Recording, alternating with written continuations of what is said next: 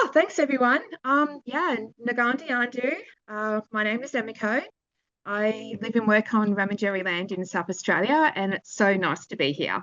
Um, I'd like to pay my respects to First Nations peoples of the lands that I live on and to honour their ongoing custodianship and spiritual connection to country.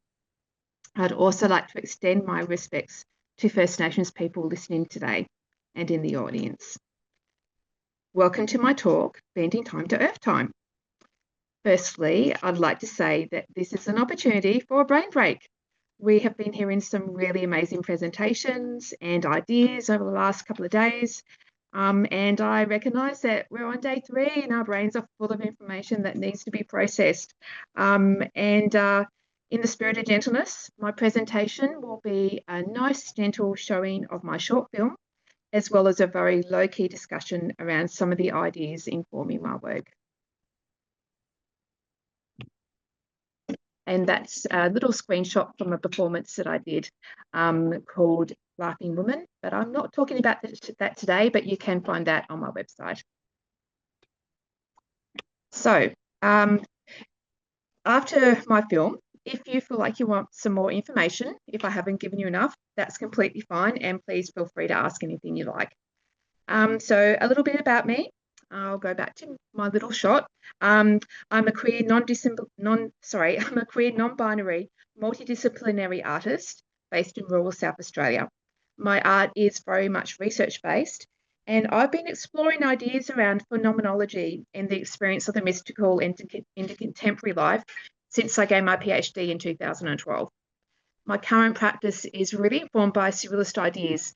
And in these ideas, I like to embrace the absurd and the symbolic, and I use a lot of ritual in my work as well. And I'm doing a lot of very much performative work, and I'm loving that space. I'm also in a current deep dive into early medieval female mystics and visionaries in their connection to a phenomenology of desire. But I'm not going to talk about that today because I could do a geek out download of information. But please, if you want to ask me anything about that, go ahead. So the film I'm going to be showing you is called Trigging Through Time. And I created it in response to a residency I did in Oatlands in Tasmania. So a little bit about Oatlands. It's a small historic village in central Tasmania, and it's got a strong visual presence of its colonial history through a strong remainder of colonial architecture and preserved documents from the colonial period. During the residency, I was really struck by this constant reminder of the brutality of the colonial hegemonies that were placed onto the Aboriginal inhabitants of the area, who are collectively known as the Palawa people.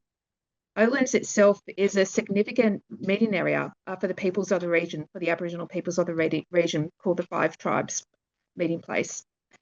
There were many records available around the colonial area, but they were mostly around legal and judiciary matters. And there was a strong sense of what was missing outside of this pre-colonial history, and that was really people such as queer people and of course the Aboriginal inhabitants. So these were the people that may not have come before the courts, may not have had interactions with the legal and the administration of the time, or may not have been deemed necessary to make note of. To me, though, the town had a real considerable amount of what Sarah Ahmed, in her writings on the phenomenology of queerness, describes as sticky objects. So things that bring with them their histories. It was really obvious to me in this really preserved historic village that history can't be smothered with stone or paper. What's underneath this official records and the official architecture does not disappear. It haunts the present. It's a spectre of the past that inhabits the space of the now, and is a concept that Derrida has spoken about in his writings on hauntology, and it's what I really felt deeply in Oatlands, more so than many other places I've been in. When the past is pressing up against the present like this, for me, it opens up to new ways of experiencing time. Being queer, I feel I already exist a little out of time. I am, as Jack Halberstam says, oriented otherwise. I revel in my space of otherness. It allows me to exist outside of expectations and to rebel against the heteronormative capitalistic patriarchal culture that so directly doesn't want me. Hooray! I'm really pleased about that. It is from this space of alternativity, of queerness and rebellion, that I decided to create a short moving image work that centers on the idea of the trickster. So, the trickster, in Carl Jung's idea, was an archetype that represented disruption, chaos, and transformation. And the trickster, for me, is a character that slips into the passages of time and releases the haunting of the past, so the present cannot escape its reckoning. And the video I created draws on tropes of the absurd, informed by surrealist ideas, as I said, and also that Bakhtian idea of the carnival, the home of queer space, where we can revel in being outside of time and place. And I'm just going to give a go of sharing my video. Hopefully it works. Here we go. Yes, and it's working. Can you all see it?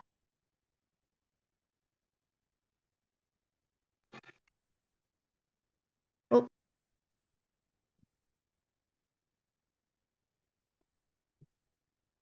oh, and it also has no sound. So that's yeah, there's no sound to the video.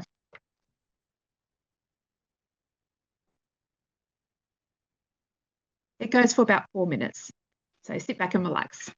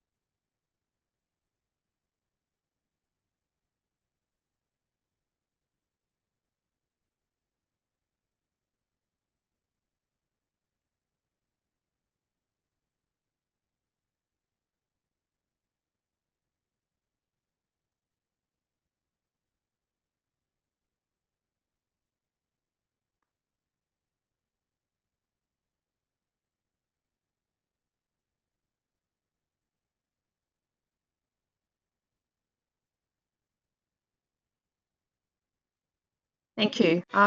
Just to finish up, when we resist time, we resist normative ways of living in the world, and we can bend time to our own way of being. We can live in a world where ecology can repair, where we can listen differently, notice that the rhythms of the earth are not linear, but cyclical. Seasons return, tides rise and fall, cosmologies spin. We can live in relation to our surrounds alongside the hauntings of the past and the future. To bend time to earth time is to let go of acceleration and efficiency as measures of worth and to dwell instead in cycles of renewal, decay, and re-emergence.